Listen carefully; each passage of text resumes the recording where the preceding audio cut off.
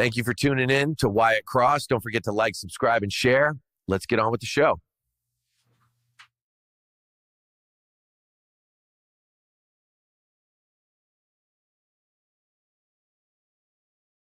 If you're here, then that means you're right here, right?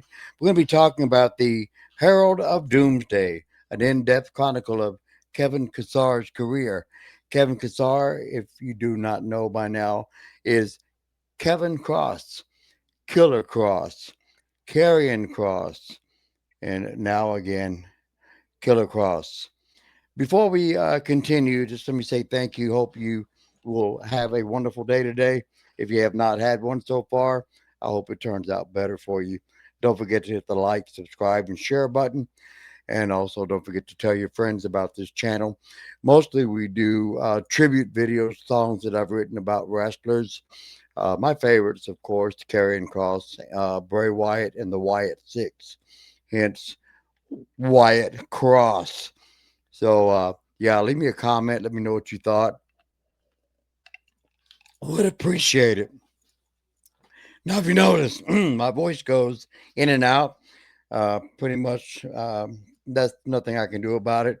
So please bear with me. I'll do the best that I can and bring into you the dossier of Killer Kross. Now, in the landscape of modern professional wrestling, few figures are as enigmatic, rented lips. I got to turn them back in by tomorrow. Enigmatic or polarizing is Kevin Robert Kesar, known to global audiences as the formidable Karrion Kross. Now, we all know that he's a performer of immense physical and profound character with creative depth, whose career is a compelling tapestry of dominant, meteoric highs and perplexing, frustrating lows.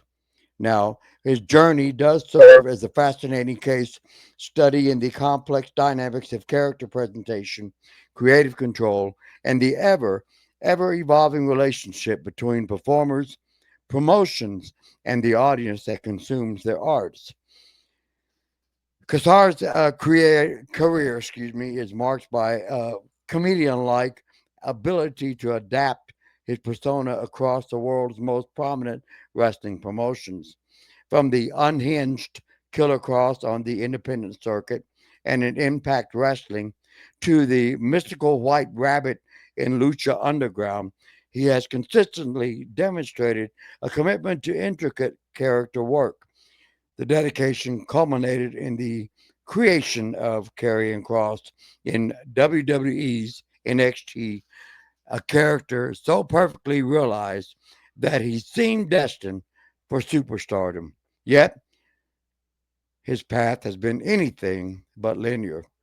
Now, it's been defined by the stark contrast between his celebrated NXT tenure and his too contentious main roster run, the organic rise of the fan driven We Want Kross phenomenon, and a recent highly publicized departure from WWE that has masterfully blurred the lines between reality and scripted drama.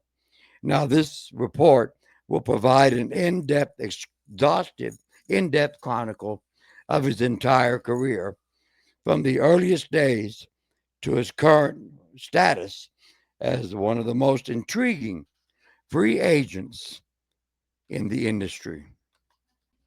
We all got to start somewhere, right? So let's start with chapter one, Forging a Killer, from 2014 to 2020.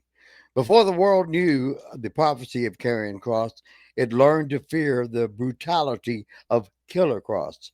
Kevin Kesar's entry into professional wrestling was not a slow build, but a rapid, multi promotional development of one of the independent scene's most compelling and terrifying characters.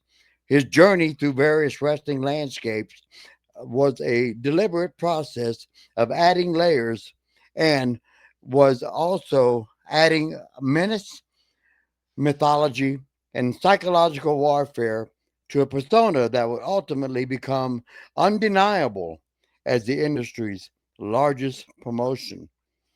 Now, the debut in early years that Kevin Kross Kevin Kesar made his professional wrestling debut on September 6th, 2014, for the Las Vegas based promotion, which was Future Stars of Wrestling, FSW, performing under the name Kevin Kross. Now, from the outset, his in ring style was notable as a departure from the norm, a hybrid blend of catch wrestling, the Russian martial art of Sambo, and raw, powerful brawling that lent an air of legitimacy and danger to his performances. The foundation of credible combat skills would become a hallmark of his career. Now, his talent organically and quickly garnered attention beyond the local scene. In 2015, he began making appearances for GFW, Global Force Wrestling, during the promotion GFW Amped tapings on October 23rd, 2015. He was featured in a high profile three-way number one contenders match for the GFW Global Championship against industry veterans Brian Myers and Congo Khan, showcasing his early exposure to a broader national audience. It was during this formative period that he began to hone the intense calculating presence that would define his future success. Which brings us to Lucha Underground as the White Rabbit. Kasar's first taste of a truly unique cinematic wrestling environment came when he signed with Lucha Underground.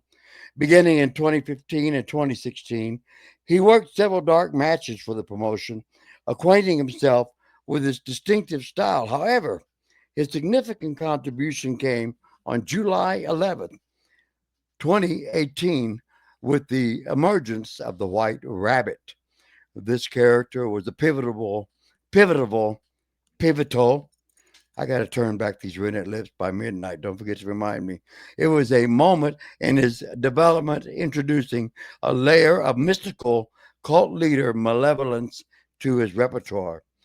As the White Rabbit, Cross was revealed to be the true enigmatic leader of the Rabbit tribe, a faction previously led by the eccentric Paul London. In a chilling storytelling line, he ordered London to murder Mascarita Sagrada in a cold blood for having led the tribe to its secret lair, an act that immediately established the character's sinister and absolute control. And this persona, with its clear allusions to the Alice in Wonderland and its association with the TikTok catchphrase, formed the conceptual bedrock for his later Karrion Kross character in WWE.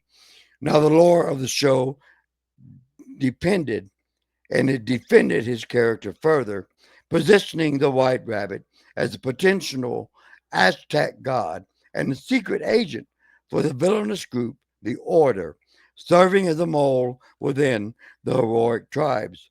His debut in the role was this time when he had a trios match against a team of Exolicious, Levis, and Joey Ryan, where the narrative of his psychic control over his stablemates was effectively conveyed in the ring.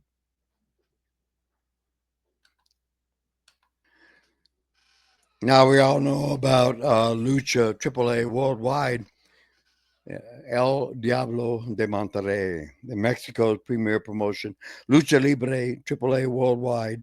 Cross established himself as a dominant foreign force. He debuted on March 19th, 2017, as the company's major event, Rey de Reyes, making an immediate impact by helping Johnny Mundo capture three championships in one night. That's right, three championships in one night.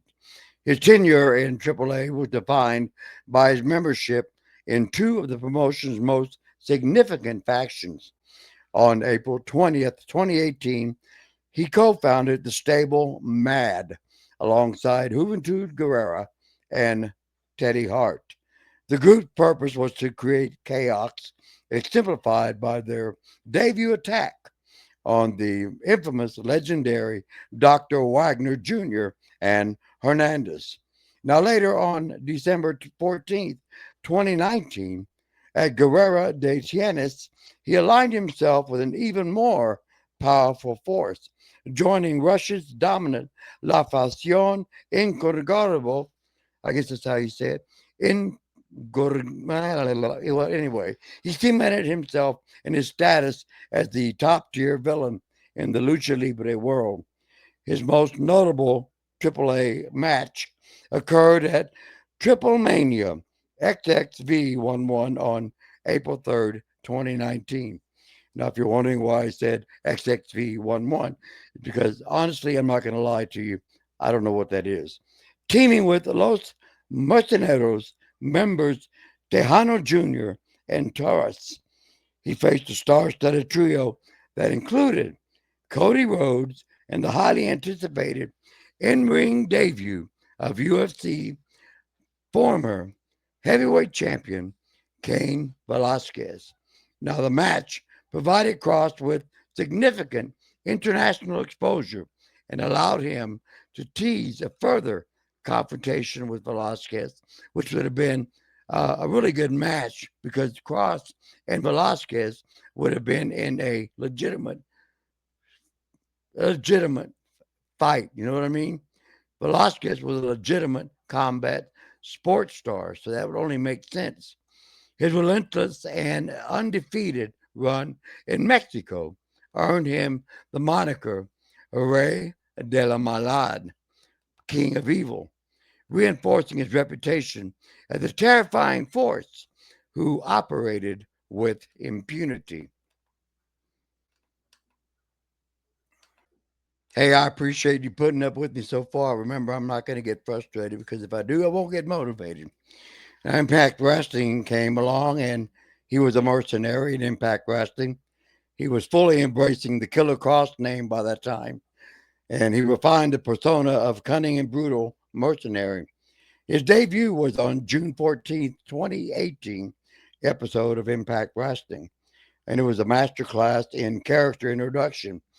It was then that he posed as a police officer where he arrested, quote unquote, Petey Williams before brutally attacking him backstage, revealing himself as a calculating, sadistic villain.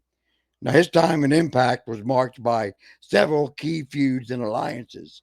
He first aligned with the then Impact World Champion, Austin Aries, serving as the insurance policy and enforcer, a role that positioned him as a formidable heavy in the main event scene. Now, after he dissolved his alliance with Aries, Kross targeted the new champion, Johnny Impact, which led to a series of confrontations, including a match that would end in a double disqualification. His most personal and violent fight, however, was against Eddie Edwards, and the rivalry escalated into a series of hardcore matches, which culminated in a controversial first blood match at Slammiversary. Here we go, XV11, which was on July 7th, 2019.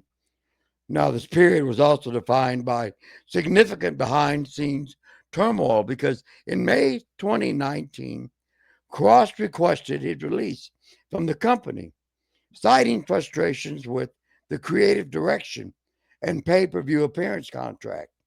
The request was denied, however, that ended up leading to a strained relationship.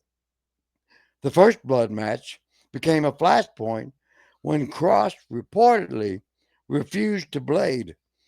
That, for those of you who don't know, intentionally cut himself to draw blood due to the promotion's lack of the on-site medical personnel and blood testing, a decision made for his own safety by Kross, and it caused friction with management.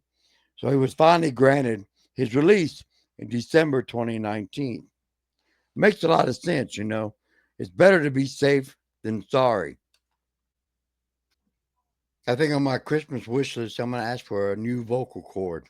The independent circuit and the path that led to WWE while making a name for himself in major promotions, Kross also had a brief run but impactful run in Major League Wrestling, MLW. He debuted at the Fightland event in February 1st, 2020, defeating former MLW champion Filthy Tom Lawlor, albeit by disqualification. However, the most rented lips again, most pivotal match of his pre WWE career took place back in FSW on July 5, 2019, as the Natural Born Killers event. Killer Kross faced the recently departed star John Moxley. That's right, Dean Ambrose, now John Moxley. The match was brutal, hard hitting affair that ended in a no contest, but the performance left a lasting impression. Moxley was reportedly so impressed by Cross's intensity and skill that he professionally and personally recommended him to the WWE executive, Triple H, which was an endorsement that directly paved the way for signing with the global entertainment giant. His work across Lucha Underground, AAA, and Impact was not a series of disconnected appearances, but rather a deliberate, multi promotional, world building project. In each company, he cultivated a consistent character archetype, an intelligent, calculating, and physically imposing mercenary. This Killer Cross persona was built on more than just in ring brutality. It was rooted in psychological warfare, cunning manipulator, and a mythic, almost supernatural aura. This exclusive P WWE career served as the source code for the subsequent Karrion Kross character. The elaborate entrance, the mind games, and the Herald of Doomsday moniker were all direct evolution of themes that he had already explored and perfected. This made him a turnkey superstar, a fully formed character ready for a major stage, which explains why his eventual debut in NXT was so polished, and immediately successful. Makes a lot of sense, doesn't it? Don't forget to put that on my wish list, right? New vocal cords. And the FSW Heavyweight Championship, Future Stars of Wrestling, FSW Mecca Grand Championship, Future Stars of Wrestling, MPW Championship, Maverick Pro Wrestling, which is MPW Heavyweight Championship, Modern Vintage Wrestling, PWR Championship, Pro Wrestling Revolver, Warriors Grand Championship, Ring Warriors, a summary of Cross's major championships accomplishments on the independent circuits prior to joining WWE, demonstrating his established main event stature across multiple promotions. Now, the prophecy of NXT from 2020 to 2021, Karrion Kross' first tenure with WWE, was a tale of two vastly different experiences. That's right, two vastly different experiences. Really good. It's going to start really, getting to the meat and bones and everything. So, Karrion Kross' first tenure with WWE was a vastly tale of two vastly different experiences, as I said. His time in the NXT brand was a master class in character presentation, where he was booked as unstoppable harbinger of doom. This period stands as a testament to his power of protected, well defined character and remains the benchmark against which all of his subsequent work is measured. That's where we get the arrival tick tock. Following his official signing in February 2020, WWE began airing a series of cryptic cinematic vignettes on NXT television. These promos, featuring hourglasses, vultures, and a dark prophetic turn, built anticipation for a new ominous force. Now, on April 8th, 2020, episode of NXT Karrion Kross and his real life wife, Elizabeth, known as Scarlett Bordeaux, made their on screen debut. They were shown observing a brutal match between Tommaso Ciampa and Johnny Gargano from a car, immediately positioning themselves figures of consequence with an interest in the brand's top stars. Now, the in ring debut didn't happen until May 6th, 2020, and it was a statement of intent. In a dominant squash match, Cross decimated Leon Ruff, establishing the destructive tone that would define his entire run. The presentation was a cool element of his immediate impact. His entrance was a grand theatrical spectacle, complete with smoke, dramatic lighting, and Scarlett's haunting lip syncing of the theme Fall and Pray.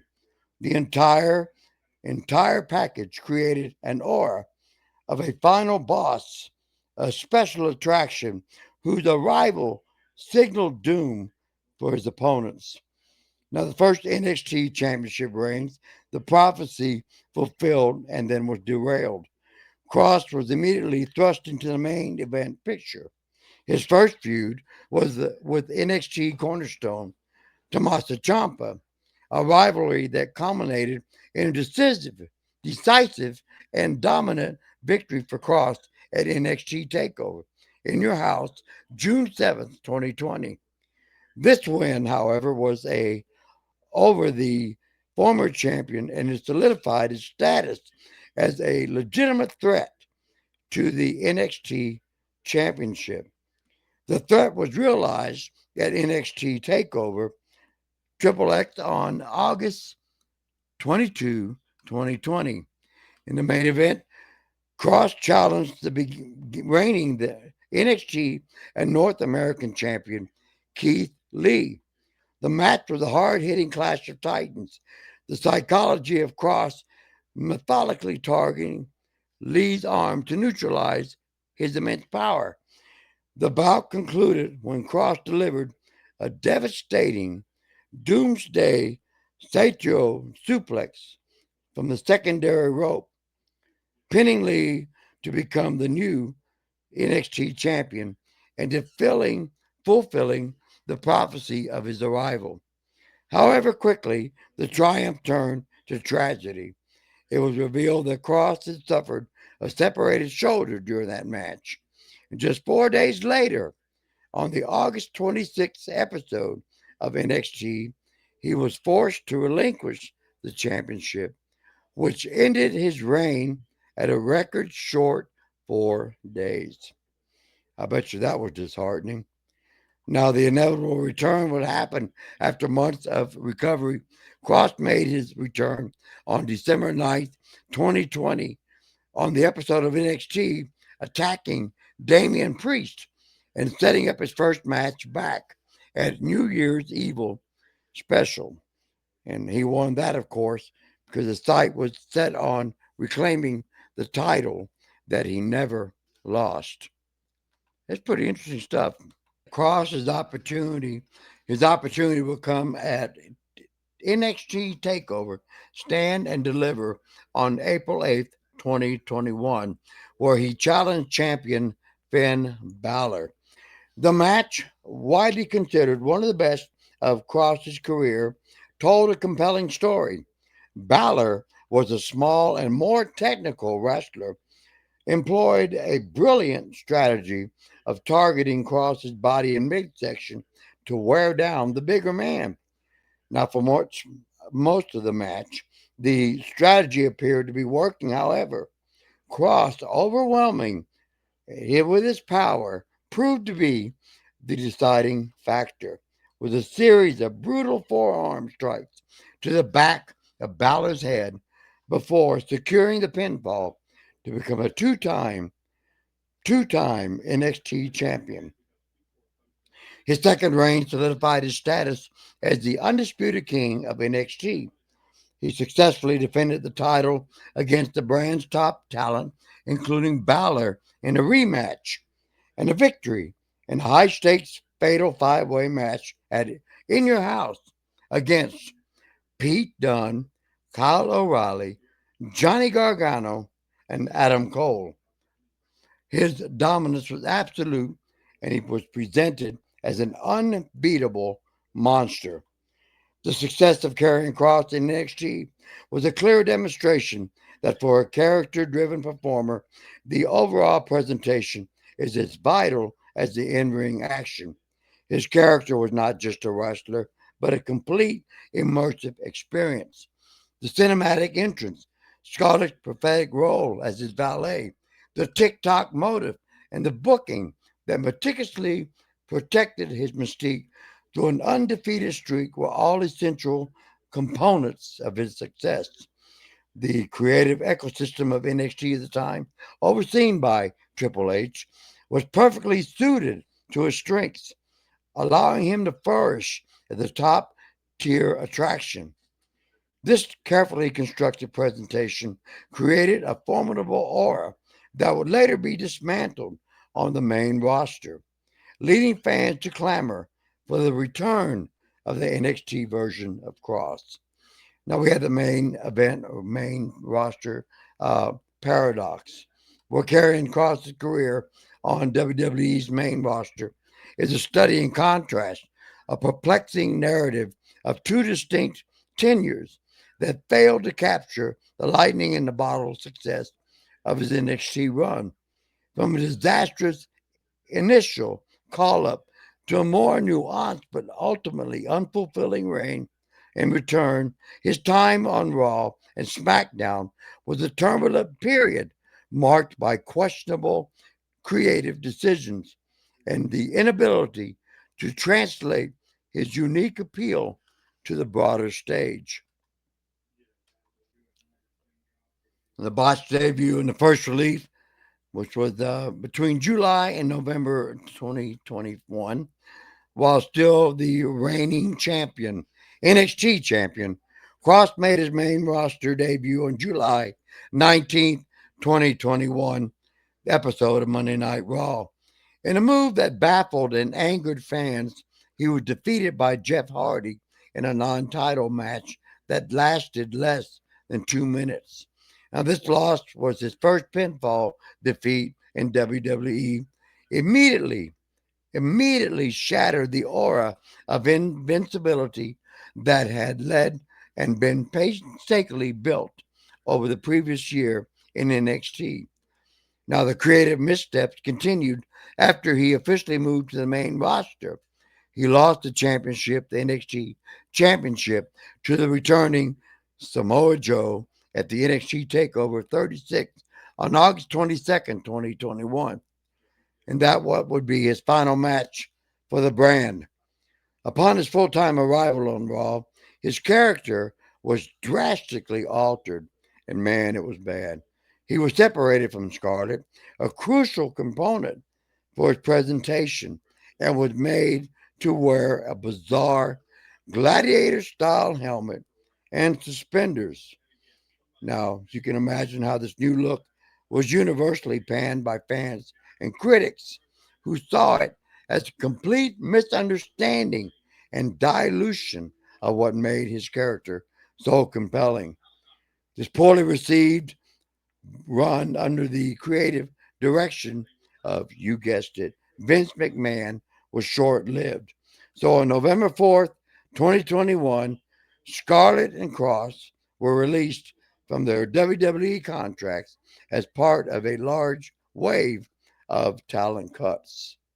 Now, when he returned with the final testament in August 2022 through February 2025, much happened following McMahon's departure, with Triple H taking over creative duties. Cross was then given a second chance. He and Scarlett made a surprise return on the August 5th episode of SmackDown, attacking top stars Drew McIntyre, and immediately established themselves as a serious threat. This return was initially viewed as a significant course correction. And I remember this when he showed up, beat the hell out of Drew McIntyre, and Scarlett walked up to the ring where Roman Reigns and the bloodline were, and she placed the hourglass. And I remember how Roman looked at the hourglass and looked at her and looked at Karrion, and like what the world is going on. That was the oh shit moment, if you know what I mean. Yeah. Now, his first major feud was with McIntyre that started with a strap match at Extreme Rules on October 8th, 2022. Cross secured the victory, but not only until Scarlett interfered by using pepper spray on McIntyre. This finish established a pattern for his main roster run, where his victories in main matches often required outside interference, subtly undermining the unstoppable monster persona from NXT. A little bit confusing, I know it was for me as a fan to see that happening. And he would go on to lose the rematch to McIntyre in a steel cage match at Crown Jewel. In January 2024, at the SmackDown New Year's Revolution special, Cross formed a new stable called the Final Testament. Now, the group consisted of Cross, Scarlett, the returning Authors of Pain, Akam and Bizarre, and their new legendary manager, Paul Ellering.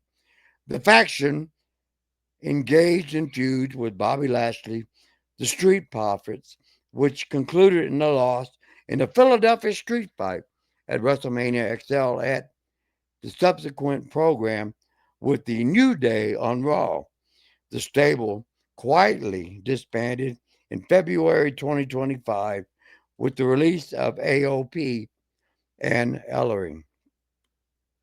But then we have the return, or was it a return, of the Devil's Advocate. During his second run, his character evolved from a purely destructive force into a more cerebral master manipulator, or the Devil's Advocate.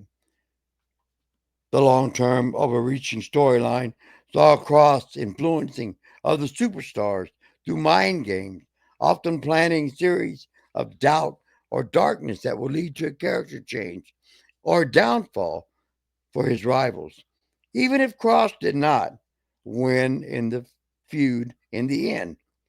This Cross effect was evident in several key storylines.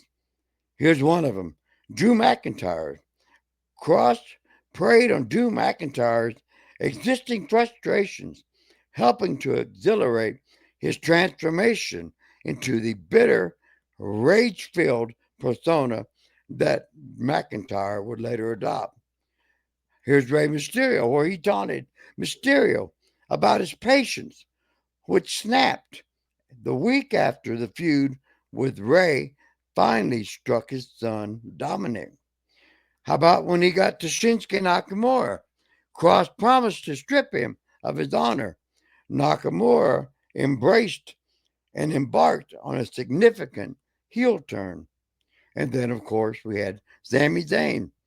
Cross engaged in a nearly year-long feud, attempting to convince the virtuous Zayn to embrace his darker, more ruthless side.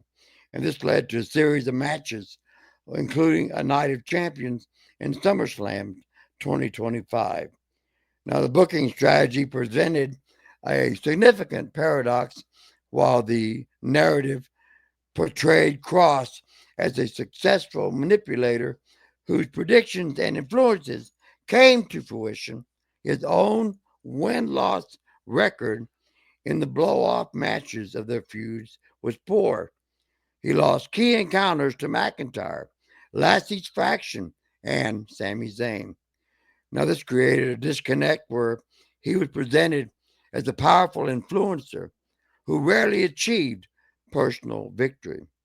Instead of being the protagonist of his own story, he became a recurring plot device for character development of others. While creatively ambitious, this approach ultimately prevented Cross from ascending to the main event level that his character's premise suggested, fueling a quiet but persistent fan frustration with this booking. Now we had the NXT Takeover Triple X, August 22nd, 2020. The NXT Championship won the first championship, suffered a shoulder injury. Finn Balor takeover NXT Stand and Deliver, April 8th, 2021. The NXT Championship won, scored a second NXT Championship. Jeff Hardy, Raw, July 19th, 2021, singles match, lost. First pinfall loss in WWE, a widely criticized debut.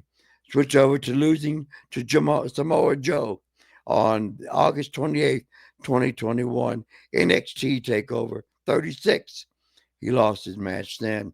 Drew McIntyre, Extreme Rules, October 2022. Strap match, Cross won. First pay per view win on the main roster. The Pride, WrestleMania XL, April 7th, 2024, against the Philadelphia Street Fight against the Prophets. He lost as a part of the Final Testament. Sami Zayn, where he fought on the Night of Champions, June 2025. Singles match lost. First major loss match in this long feud. And then in SummerSlam of August 2025 against Sami Zayn, lost. Final WWE match before the contract expiration. A curated list of Karrion Kross' most notable matches and feuds during his time in NXT highlighted key moments from his most dominant NXT run and his turbulent main roster's tenure. Now he became the voice of the disenfranchised. He would define the period in 2025 of Karrion Kross's WWE career. And it was a time which he carefully constructed lines between his on screen character and his real life professional circumstances, blurred into a compelling native meta narrative. This chapter chronicles the events that led to an organic surge in fan support and culminated in his second and far more public departure from the company. Unless you've been living under a rock, remember the appearance at WrestleMania 41, where he attempted to manipulate AJ Styles during his match. Kross and Scarlett delivered a worked shoot promo that became a viral sensation. In the promo, Kross passionately articulated his frustrations with his position in the company. He was stating that he was really hungry and wanted to be more than just an Easter egg, if you know what I mean. The raw, intense delivery of the resonated deeply segment of the audience felt that he was really being underutilized. Now, while that promo was intended to be a part of the storyline, its realistic tone caused legitimate concern among some WWE higher ups who reportedly believed that it was a genuine expression of discontent. Kross later revealed that he had personally had to clarify the situation with Triple H, highlighting the delicate and often confusing balance of modern wrestling storytelling, where reality is often used to enhance fiction, which gave us the We Want Kross movement. The WrestleMania program and promo acted as the catalyst, sparking an organic groundswell of fan support. The hashtag We Want Kross began trending on social media platforms. The chants We Want Kross became audible at live WWE events. And it was a direct response to the perceived mismatch between his compelling work and his mid card booking. Fans saw a performer with main event potential, just like my dad did, just like I did. And they used their collective voice to advocate for him, fueled by the meta narrative of his real life creative frustration that had now bled onto the WWE screen persona. Management, including Triple H, was reportedly aware of the reaction to the growing chants. And the contract dispute came when his popularity surged and the future with WWE remained uncertain. In an all detailed tell all interview with veteran journalist Ariel Helwani following his departure, Cross laid bare the frustrating circumstances of the contract negotiations. According to Cross, he did not receive a formal contract extension until the final week of his existing deal. When the offer was presented, he was given a 24-hour ultimatum to sign it. He wanted to see the data and metrics that they used to determine the valuation of the offer. And it's a standard inquiry in talent negotiations. But for some reasons, he was denied the information. That pisses me off just knowing that. I'm pretty sure it pissed him off as well. And his refusal to sign under these conditions led to the offer being rescinded. A crucial factor to the decision was that the offer did not include a new contract for his wife and indispensable on screen partner, Scarlett. When he inquired and asked about her status, he was told after the deal, we'll talk with her. A response that was effectively separated the duel professionally. They didn't want them two together right away. So his first final match in WWE ring took place at SummerSlam 2025, where he lost to Sami Zayn, concluding the long-running feud.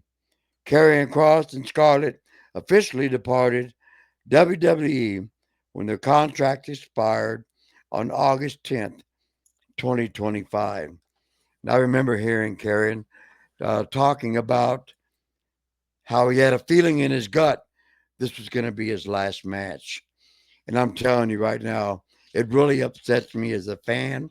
It really upsets me as someone who admires and looks up to his ethics, his promo skills, the delivery that he had with that, the way he drew you in. It really, really upset me that he had to go through this. But I'm sure it doesn't upset me as much as it did him. Cross handling of his 2025 exit exemplifies his evolution of the modern professional wrestler into the independent brand and media entity. Rather than remaining silent, he immediately took control of his own narrative. He engaged with prominent media figures like Ariel Helwani, along with Scarlett, and released a 1 hour documentary, two of them, detailing their situation. This proactive strategy is a departure from past eras where performers were often at the mercy of rumors and promotional spin. But by using podcasts and social media, Cross presented his side of the story directly to the audience, shaping public perception and maintaining his relevance. Now, this demonstrates the unprecedented agency that shows how performers now possess over their careers, even when not employed by major promotions. Now, beyond the menacing glares, cryptic promos, and ring brutality lies Kevin Kesar, the individual. And through his autobiography, numerous podcast appearances, a more complete picture emerges of a thoughtful, articulate, and desperate and deeply passionate artist. This chapter shifts the focus from the on screen character to the man himself, exploring philosophy, personal journey, and the intellectual foundation that underpins his chaotic persona. Now, his philosophical memoir, Life is Fighting, in August 2025, shortly after his WWE departure, the book was released, and Kassar released that autobiography, Life is Fighting, again in August 2025. Now, the book is not a traditional wrestling memoir filled with backstage gossip, but instead, It is a philosophical and motivational work that explores the core themes of perseverance, embracing struggle, and finding self respect through adversity. The central premise, as Kesar explains, that everyone is engaged in a daily fight, and the book aims to provide guidance and inspiration for those who are navigating those challenges. And I can tell you firsthand that worked for me. I had recently suffered a brainstem stroke, and some of the quotes that he had in his podcast appearances, and even some of the quotes in his book, inspired me to continue to want to get better and not give up. And the one that stuck out with me the most was, I will not get frustrated, because if I do, I won't get motivated. Although I was angry at times during my therapy, during my physical therapy, and my speech therapy, I never gave up. I was never at that stage because of what I learned from hearing what he had to share with his readers, his followers, his fans, his friends, his family, whatever. And reviews and description of the book highlight its unique, nonlinear stream of consciousness styles, which blends elements of memoir, self help, and career retrospective.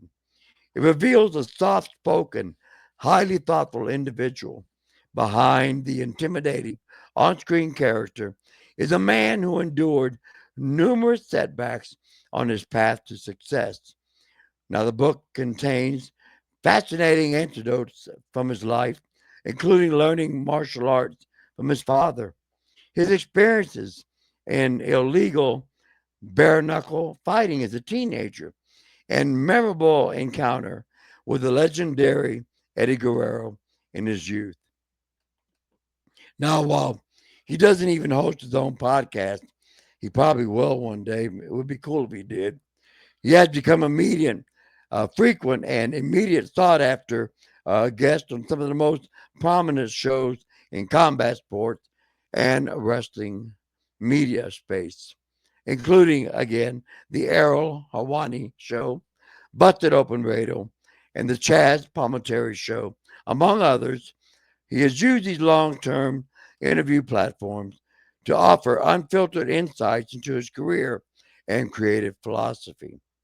Now, through these appearances, he has discussed his meticulous approach to character development, drawing inspiration from wrestling figures like Sean O'Hare, Kevin Sullivan, to name a few. And he also shared valuable advice that he received from industry veterans such as Paul Heyman and R Truth, the latter who told him the most important title that he held was the one that the people gave you when they chose you. That's a powerful statement. Let me say that again. The most important title he held was the one people gave you when they chose you, a sentiment that deeply resonated with him during the We Want Kross movement. Now, these interviews provide a direct line in his thought process, revealing a man who was deeply passionate about the art of professional wrestling and often frustrated by creative limitations.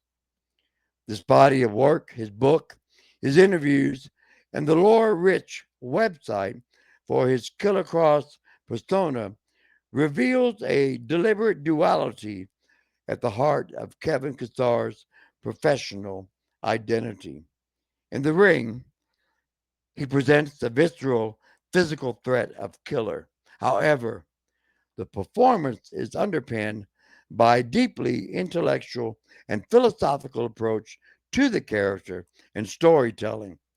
And this unique combination of brawn and brains makes him a rare figure in the wrestling world, an intellectual brawler. Now, it's this depth that allows his character work to resonate so strongly with a dedicated segment of the audience, even when his in ring booking has not always matched the creative ambition.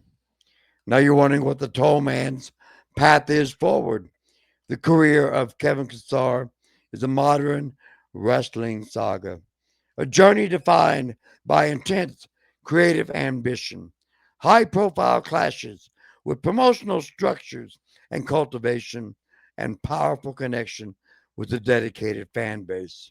His trajectory from the violent proving grounds of the independent circus to the global stage of the WWE and back again is a testament to his resilience and unwavering belief in his artistic version and vision. Following his departure in WWE in August 2025, he wasted no time in charting his own path, reverting to his more aggressive Killer Cross persona. He made a shocking and impactful return to the independent scene. On August 23rd, 2025, he appeared at Game Changer Wrestling event, attacking Matt Cardona and delivering his fiery promo in which he emphatically declared his WWE exit was not a fucking work. This appearance was a symbolic homecoming as GCW's ultraviolent, anything goes environment where the Killer Cross character was originally honed, signaling a return to his most visceral and dangerous roots as one of the primary industry's premier free agents. His future is a subject of intense speculation. Potential destinations include All Elite Wrestling, a return to a revitalized TNA wrestling, or continuing to build his brand as a top tier independent attraction who can work anywhere in the world. As of the interview with Ariel Horani, major promotions have reached out. WWE, of course, they screwed up. AEW has not because they thought that mostly it would just a elaborate storyline. But ultimately, Karrion Kross stands as a quintessential modern wrestler, a multi platform storyteller, an independent brand, and a performer whose most compelling and enduring feud is often with the creative limitations of the very industry he seeks to master. The tall man is once again collecting, and the entire wrestling world is watching to see where his path leads next. And don't forget, he is in that independent film, Blue Evening, which is garnishing excellent reviews. So be sure and check that out.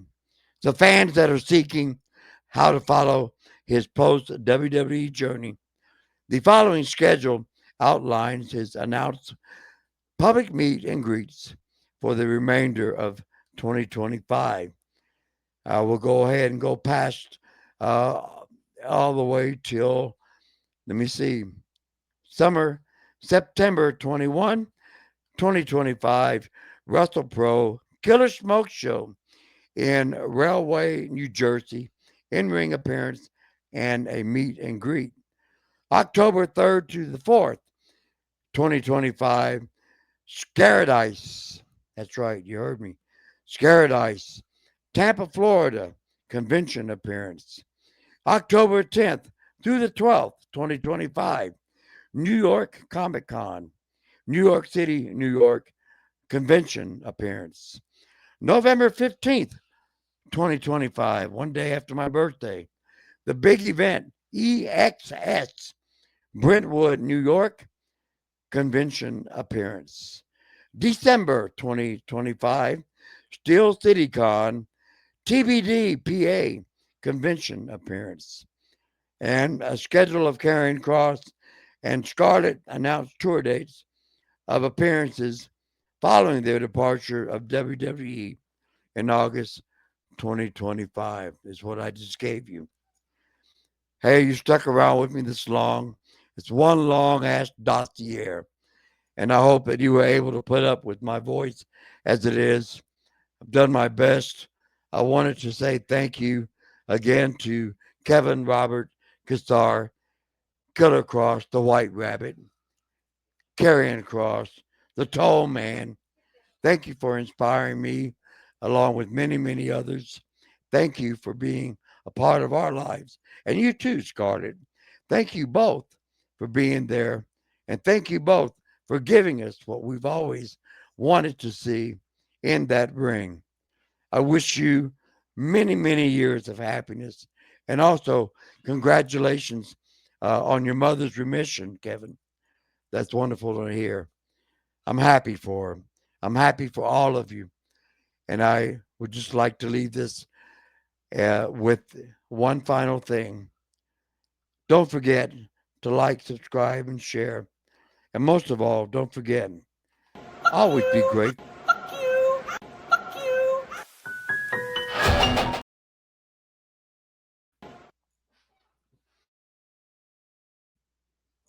Just be grateful.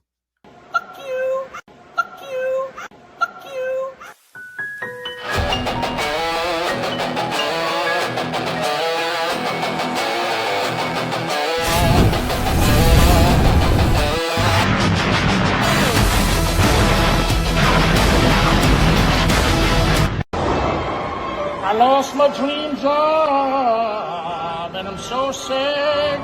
This isn't WWE. I don't know what I'm doing. I don't know. Fuck you.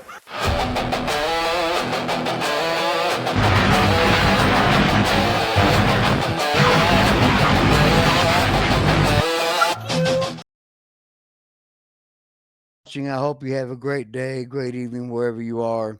I really do. So take care. Thank you for tuning in to Wyatt Kross. Hit the notification bell for more content. We will see you soon.